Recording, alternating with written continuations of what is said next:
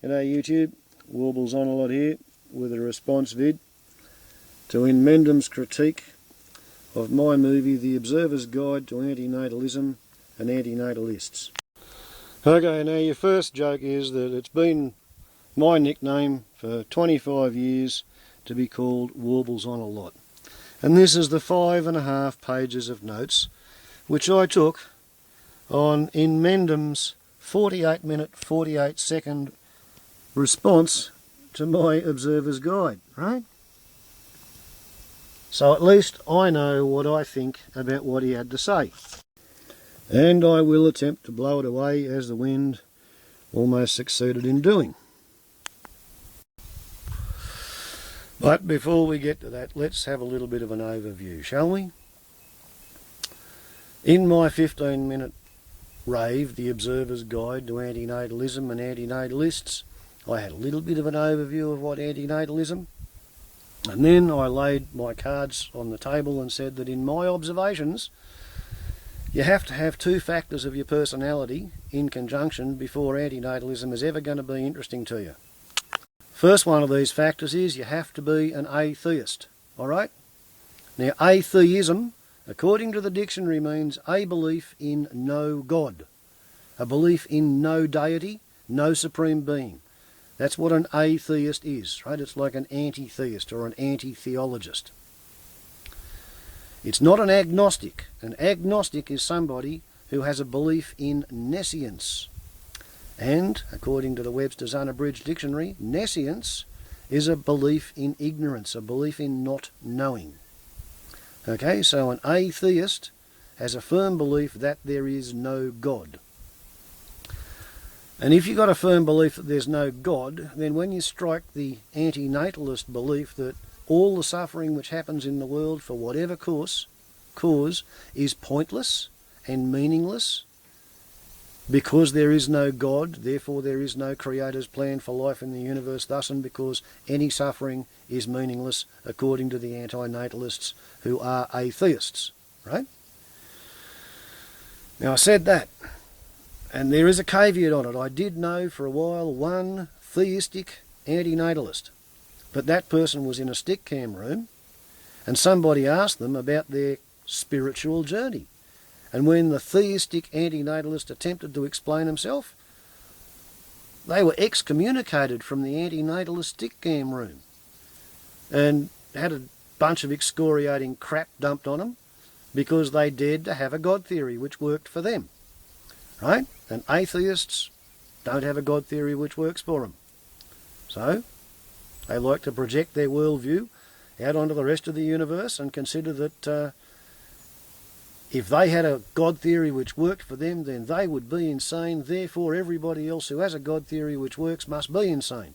And that's why, Gary, you call people with a God theory delusional and psychotic, because that's what you think you would be if you had a God theory. Right? You're pretty good at projecting, aren't you? You're also pretty good at rationalising, and you're pretty good at denying. So we'll move on to the depression bit, will we?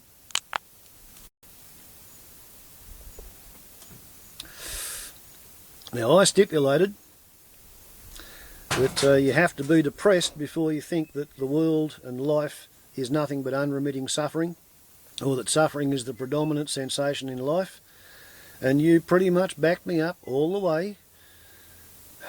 Because you're depressed, you've said so in your videos, and every anti-natalist that I've paid attention to has said in their videos or on the comment thread that they are depressed. It seems to be de rigueur for the anti-natalists to consider that they are personally depressed, but their depression has nothing to do with their anti-natalist philosophy. And until I come blundering along like an elephant in a tea shop, none of you had noticed that you're all bloody depressed. Being depressed is like an anti-natalist membership criterion. If you're not depressed, you don't see life as an unremitting field of suffering, and therefore when an anti-natalist says, oh, there's so much suffering in the world that, you know, we should have no life in order to preclude suffering, it just doesn't compute, right? And you seem to take it as a really deep insult that I suggest that being depressed has any bearing on your alleged philosophy. Well, let's look at it. Let's compare you and Stephen Hawking, right? Now, if Stephen Hawking wants to propound on astrophysics and quantum mechanics and string theory and the boundary of a black hole and whether information goes in and out of it, that's fine. And while he's banging on about quantum mechanics, the fact that he's a quadriplegic in an electric wheelchair and he can only move one muscle in his right cheek, that doesn't matter a bit, right? It's got nothing to do with it. Doesn't change his competence in his chosen field, right? If, however, Stephen Hawkins wants to get involved at a political level on the provision of ramps for electric wheelchairs at public libraries outside their disabled access toilet on a Sunday afternoon, then it's fairly clear that because he's a quadriplegic in a wheelchair, he's got skin in that game. He has a personal viewpoint which affects how he sees the matter, right? So, okay, I have a diagnosis of narcissistic personality disorder with antisocial traits. And that diagnosis causes me to live, or to want to live, in a tiny little humpy, on a clearing, in a forest, on top of a ridge, right? And I'm a mad scientist. But the science is pretty good, and the madness isn't dangerous. And that little old Subaru over there is the most advanced vehicle that's registered in town, right? Because it cruises 5% faster than it used to, and it burns 35% less fuel because I've hybridised its electrical system, right? And my narcissistic personality disorder and antisocial traits had nothing to do with it. But if somebody asked me to judge a competition on who was the brightest, cleverest, most empathic individual within 500 miles of where I'm sitting, I would not be the person to be able to judge that competition, would I? Because I'm a narcissist and I think that I'm the centre of the fucking universe and I think I'm pretty smart. Okay? So there are some fields of endeavour that I cannot take an unbiased view of because of my psychopathology. Well, when it comes to making a decision on whether life is worth living for all the humans on planet Earth and perhaps everything alive in the universe, I suggest to you that being depressed is one of those things that disqualifies you from being able to project your worldview onto other people and demand that they're going to pay much attention to it, right? You have got a skewed view of suffering, right? It comes of your depression. It makes you prioritise suffering over every other emotion and every other sensation, right?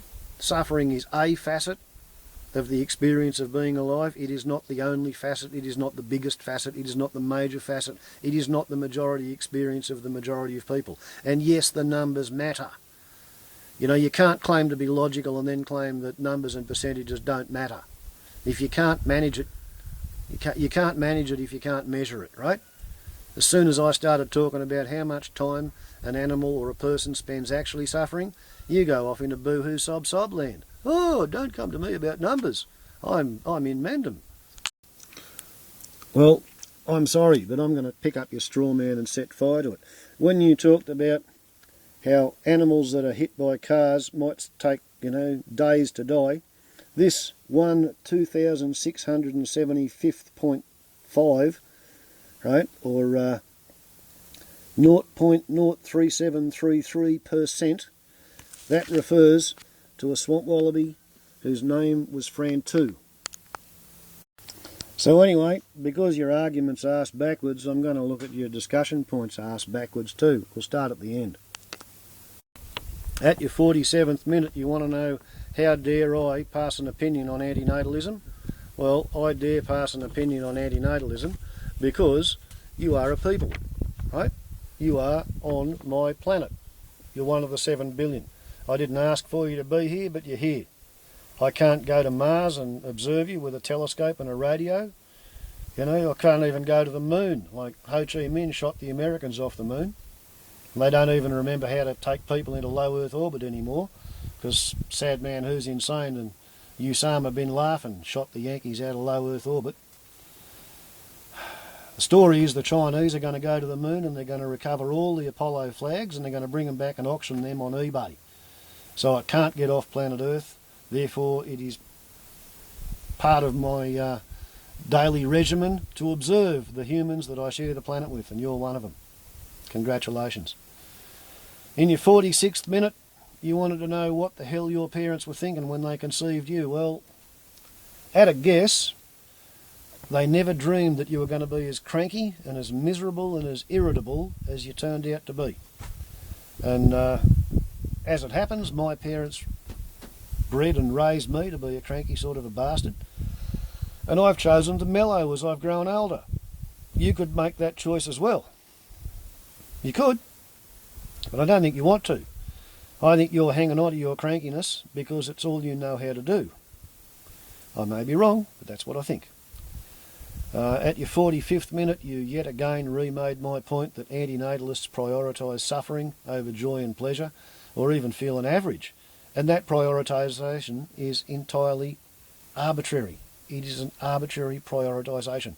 You want to say that suffering matters more, therefore you say it, everybody else can piss off. Why? Because you have appointed yourself representative, an advocate for every human yet to be conceived.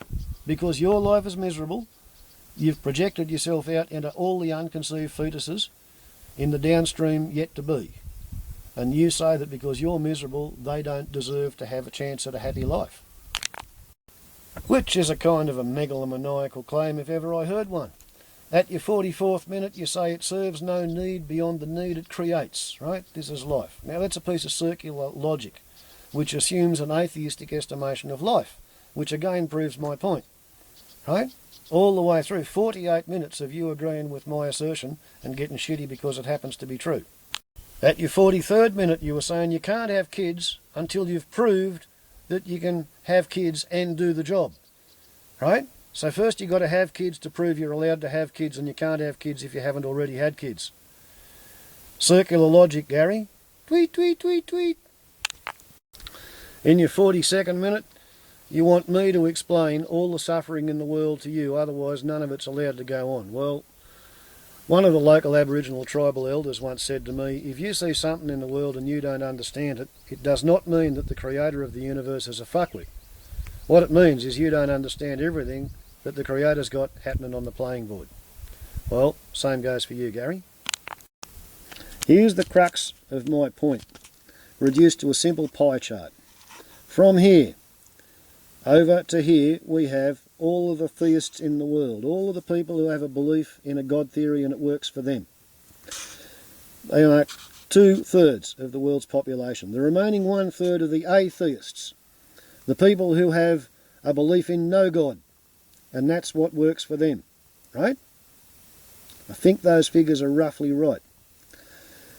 Down here, that group of people are the 20-odd% of humanity who the DSM suggests are depressed, right? How many antidepressives are taken in America at the moment? Let's say 20% of the people are depressed, right? Some theists, but not all, are depressed. Some atheists, but not all, are depressed, right? But there's this overlap, and my contention is that little 10% chunk of humanity, they are the individuals who are possible anti-natalists because they are both depressed and they are atheists. Therefore, they perceive life to be unremitting suffering, right? And they see the suffering as being pointless because they have no God theory. So all I've done is call a spade, right? And you run around saying, oh no, it's not a spade. It's a metal bladed, wooden handled, shovel ended digging implement. And for some reason you want to stigmatise anybody who's depressed or got any sort of a psychiatric condition by saying that I'm demeaning anti-natalism by pointing out that you all happen to be depressed. Well, fucking wake up to yourself, Gary. As Monty Python said, then you better pray that there's intelligence up above because there's bugger all down here on earth. Boom boom, ciao.